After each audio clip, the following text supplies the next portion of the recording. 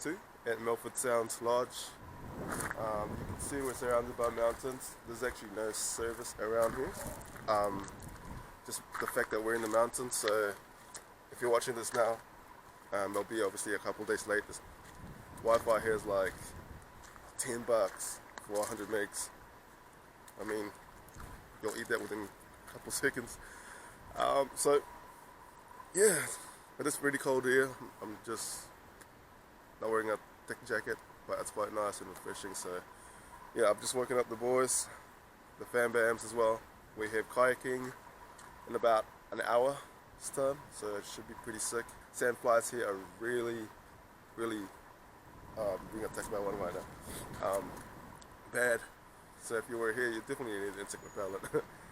But hopefully I get some more footage, because yesterday I didn't really get to get much footage. I was basically sharing the drive here to Milford Sounds, and yeah, yesterday was all traveling. We didn't get here till like 8 because we had so many stops on the way. So yeah, that's me.